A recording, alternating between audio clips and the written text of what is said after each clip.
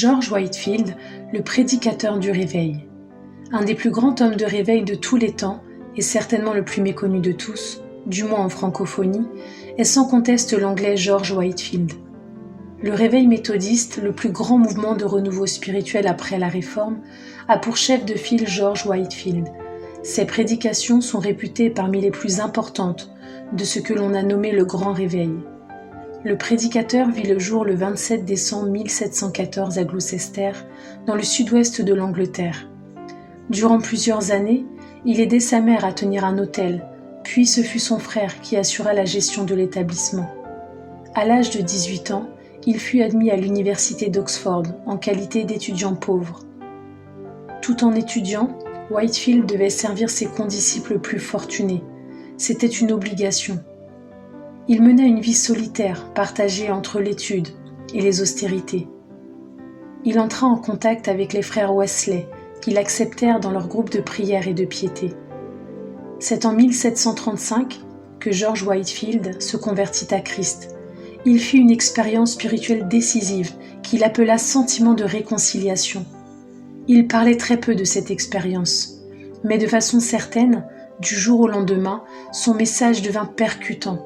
Il en devint un des membres les plus zélés, et il surpassa les autres membres par ses excès qu'il finit par en tomber malade.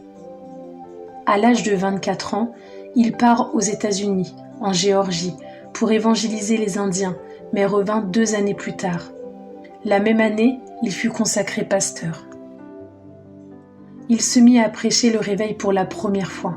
Lui, un pasteur de l'église anglicane, osa prêcher en plein air, aux mineurs de Kirkswood, un acte de courage inouï, car les mineurs étaient redoutés et redoutables.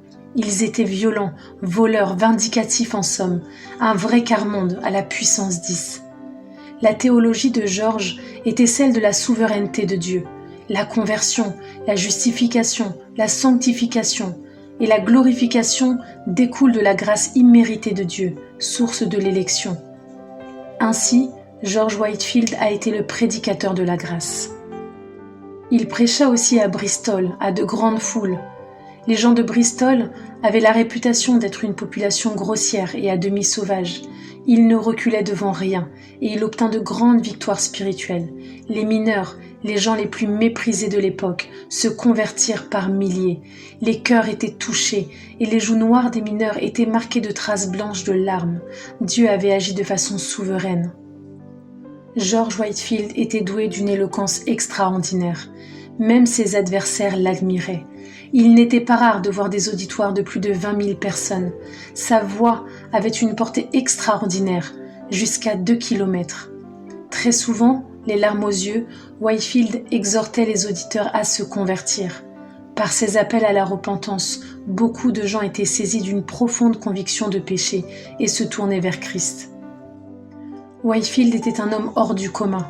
Sa foi et son rayonnement étaient extraordinaires et manifestaient au sens propre du terme l'enthousiasme.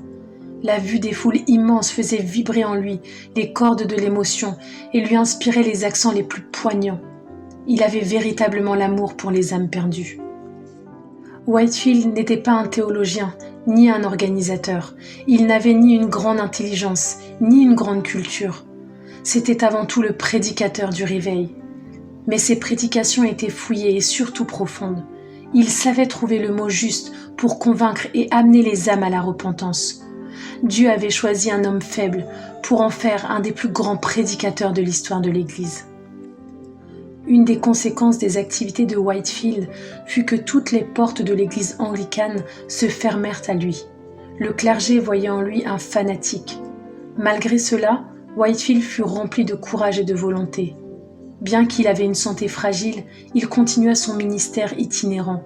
Très souvent, il parcourait 80 km pour prêcher. Il recommençait le lendemain. Durant 30 ans, il a exercé un ministère itinérant des plus féconds.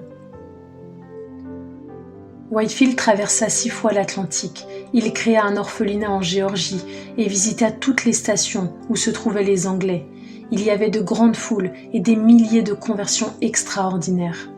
Dieu reprit son serviteur George Whitefield en 1770. Encore, la veille de sa mort, il prêcha jusqu'à tard dans la nuit et des âmes avaient été sauvées.